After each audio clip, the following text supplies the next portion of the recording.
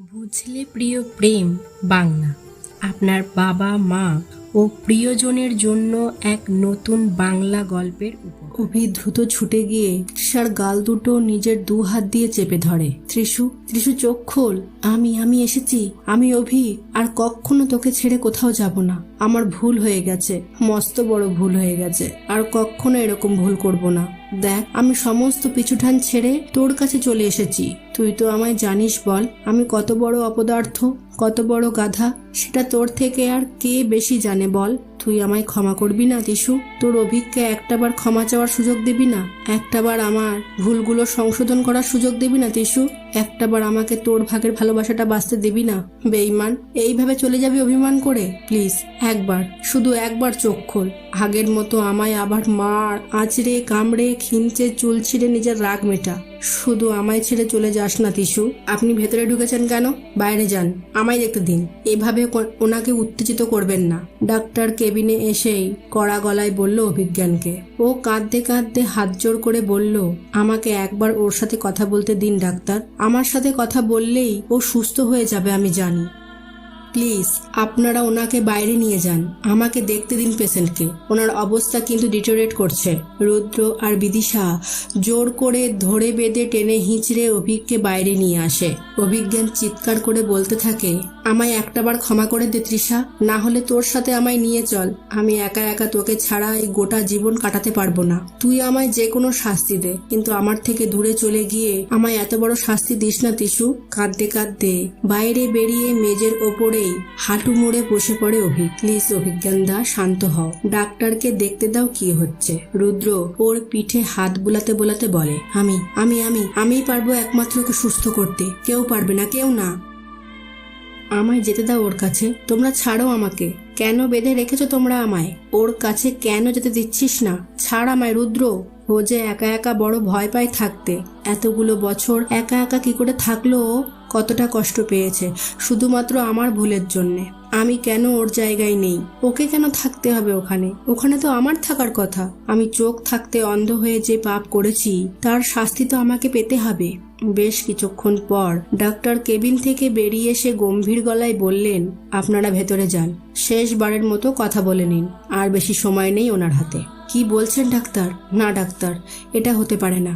আপনি তো ডাক্তার, আপনাকে তো ভগবান মানা হয়। আপনি কিছু একটা করুন, তৃষাকে বাঁচান, না হলে যে আমার মুক্তি নেই। আমি ডাক্তার, ভগবান নই। আপনি সময় নষ্ট না করে আপনার ওয়াইফের কাছে যান, উনি হয়তো কিছু বলতে চান আপনাকে। অভিক ছুটে যায় আইসিইউ এর ভেতরে। সঙ্গে রুদ্র আর শ্রেয়াও শেষবারের মতো তৃষাকে দেখার জন্য যায়। কেবিনের ভেতরে প্রবেশ করে স্তব্ধ হয়ে যায় অভিজ্ঞান। তৃষার চোখ খোলা, ও দেখতে পাচ্ছে অভিকে। রুগ্ন নিষ্প্রাণ চোখে পরম প্রাপ্তির আনন্দ চকচক করছে। তৃষার চোখের কোণ দিয়ে গড়িয়ে পড়ছে অশ্রু আনন্দ। মৃত্যুর আগে যে অভিকের সাথে দেখা হবে এটা ও স্বপ্নেও কল্পনা করেনি। তৃষার ঠোঁট দুটো কাঁপছে, কিছু যেন একটা বলতে চাইছে ও। অভিক ছুটে গিয়ে ওর রুগ্ন নিষ্প্রাণ কাঁপতে থাকা ঠোঁটে নিজের ঠোঁট ডুবিয়ে দেয়। তৃষার সমগ্র মুখমণ্ডলে চোখের পাতায় অজস্র চুম্বন এঁকে দেয় পাগলের মতো।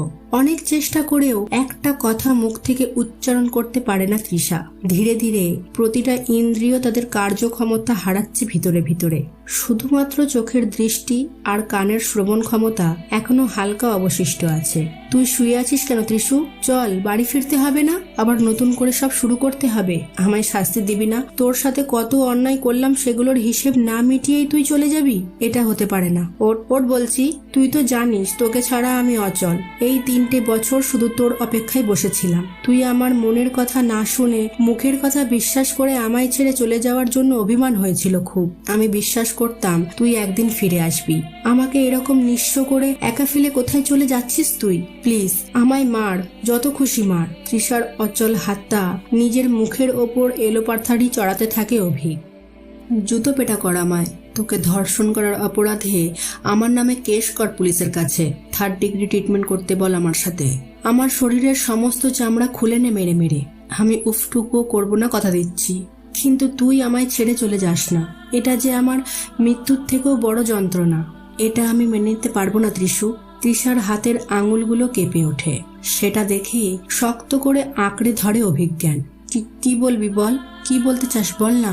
একটা বার আমার নাম ধরে ডাক না, একবার অভিক বলে ডাক ত্রিশু। কতদিন শুনিনি তোর মুখে এই নাম। তৃষার চোখটা ঘুরে গিয়ে দরজার কাছে আটকায়। অভিক সহ বাকি দুজনও সেই দিকে মাথা ঘোরায়। বিদিশা একটা বছর দুয়েকের ছোট বাচ্চা মেয়েকে কোলে নিয়ে দাঁড়িয়ে আছে সজ্জল চোখে। বাচ্চা শিশুটি একগাল হাসি মুখে দুহাত বাড়িয়ে ডাকে মাম্মা। তৃষার চোখের কোণ দিয়ে আবার জল গড়িয়ে পড়ে। খুব ইচ্ছা করছে শেষবারের মতো ছুটে গিয়ে নিজের সন্তানটিকে বুকে জড়িয়ে ধরতে। অভিক ধীর পায়ে এগিয়ে গিয়ে বিদিশার কোল থেকে নিজের সন্তানকে নেয়। তার কপালে একটা স্নেহের পরশ এঁকে দ্রুত নিয়ে আসে তৃষার কাছে। দেখ ত্রিশু, ও তো আমাদের দুজনের সন্তান, তাই না? ওর তো বাবা মা দুজনকেই চাই বল। তুইও অন্তত ওর কথা ভেবে ফিরে আয়। তোকে ছাড়া ও কিভাবে থাকবে? মা ছাড়া বাচ্চা কি করে থাকতে পারে বল? তুই তো সব জানিস। কেন এত অবুঝ হয়ে গেলি বল না প্লিজ তৃষা। আমায় এত বড় কঠিন শাস্তি দিয়ে যাস না, এর থেকে বরং আমায় গলা টিপে খুন করে দিয়ে যা। বলতে বলতে আবার কান্নায় ভেঙে পড়ে অভিক। হাতের বাঁধন আলগা হয়ে আসে। শ্রেয়া দৌড়ে এসে বাচ্চাটাকে ওর কোলের থেকে তুলে নেয়। ভয় পেয়ে বাচ্চাটাও তারস্বরে কাঁদতে শুরু করে। তৃষার চোখ স্থির হয়ে আছে শ্রেয়ার দিকে। শ্রেয়া কাঁদতে কাঁদতে তৃষার কাছে এসে ওর হাতটা ধরে বলে, অভিক কোনোদিনই আমার ছিল না তৃষা। ওর পুরো জগৎ জুড়ে শুধু তোরই অস্তিত্ব ছিল। আজ দেখ, তুই যে কারণে এত বড় ত্যাগ করলি তার কোনো মূল্যই আমি পেলাম না। অভিক কোনোদিনই আমায় গ্রহণ করতে পারেনি, আর পারবেও না। আজ আর তোকে এইসব কথা বলবো না। এসব বলে আমার অপরাধ এক বিন্দুও কম হবে না আমি জানি। জন্ম না দিলেও শুনেছি মা হওয়া যায়। আমি জানি না তোর মতো করে পারবো কিনা, তবে আমার জীবনের সবটুকু মায়া মমতা ভালোবাসা আদর যত্ন স্নেহ দিয়ে তোর সন্তানকে মানুষ করব, কথা দিলাম। আর ও আমার মতো হবে না, ও হবে তোর মতো খাঁটি সোনা, এটুকু বিশ্বাস রাখিস। একটা দীর্ঘ নিঃশ্বাস বেরিয়ে আসে তৃষার রুগ্ন কঙ্কালসার দেহ থেকে। মাথার কাছের মনিটরটা আবার জোরে আওয়াজ করতে শুরু করে।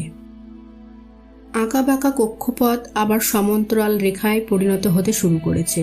সময় যে ফুরিয়ে এসেছে তার আগাম বার্তা দিতে থাকে যন্ত্রটা। হঠাৎ করে তৃষার বুকের ওপরে নিঃশ্বাস ওঠানামা অত্যন্ত দ্রুত বেগে হতে থাকে। রুদ্র ডক্টর সিস্টার বলে চিৎকার করে বাইরে ছুটে যায়। অভিক মেঝে থেকে উঠে তৃষার কাছে যায়। তৃষার চোখ স্থির হয়ে আছে ওর চোখের ওপরেই। তাকিয়ে থাকা চোখ দুটোতে এক অপার শান্তির ছাপ।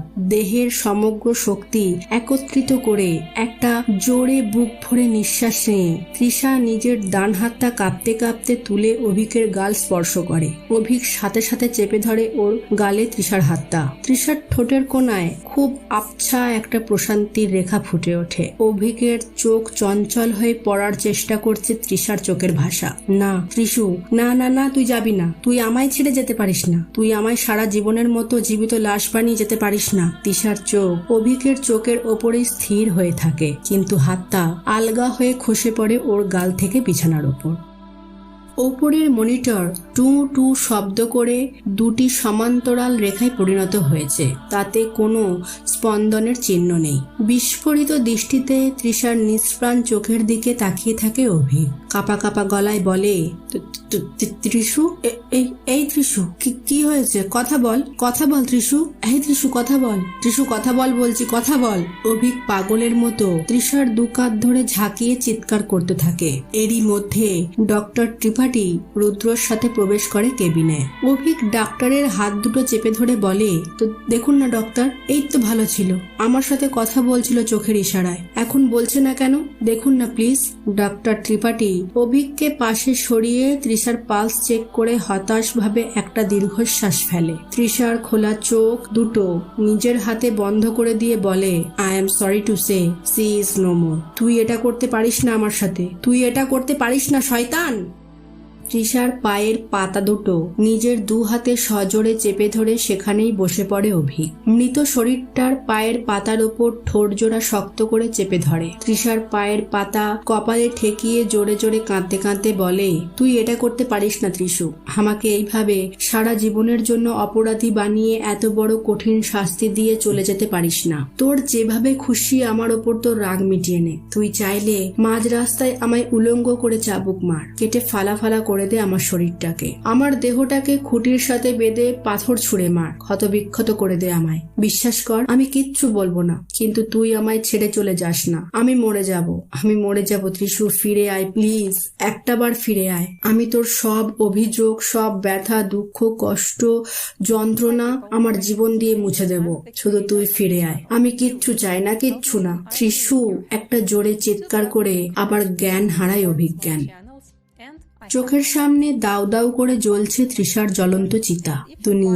দুনিয়া जिसे कहते हैं जादू की खिलौना है, मिल जाए तो मिट्टी है, मिल जाए तो मिट्टी है, खो जाए तो सोना है दुनिया।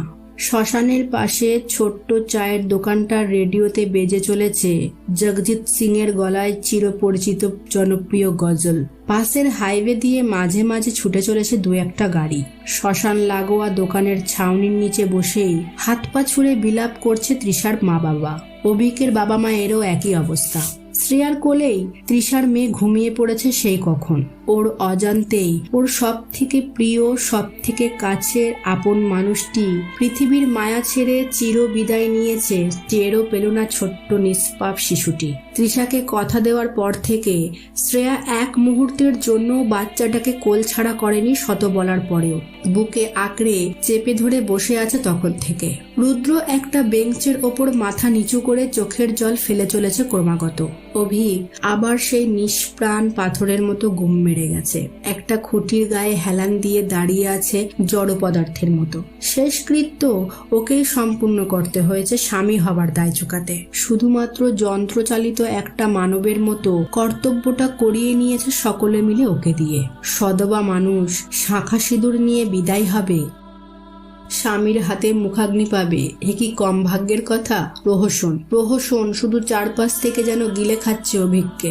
জ্ঞান ফেরার পর থেকে আর এক ফোঁটা চোখের জল ফেলেনি অভিক। পুরোপুরি যেন মুকবধির হয়ে গেছে ও। নিষ্প্রাণ একটা শরীর। বরসাত কা বাদল তো দিওয়ানা হে ক্যা জানে, কিস রাহা সে গুজরনা হে, কিস छत को भिगोना है। दुनिया जिसे कहते हैं जादू की खिलौना है, मिल जाए तो मिट्टी है, मिल जाए तो मिट्टी है, खो যায় তো সোনা হে দুনিয়া। দূর থেকে ফাঁকা হাইওয়ে ধরে ছুটে আসছে একটা মালবাহী ট্রাক। সকলের অলক্ষ্যে অভিকের দৃষ্টি নিরীক্ষণ করে চলেছে তার গতিপথ। এক পা করে সবার চোখের আড়ালে নিষ্প্রাণ শরীরটাকে টেনে নিয়ে গিয়ে দাঁড় করায় হাইওয়ে রোডের ধারে।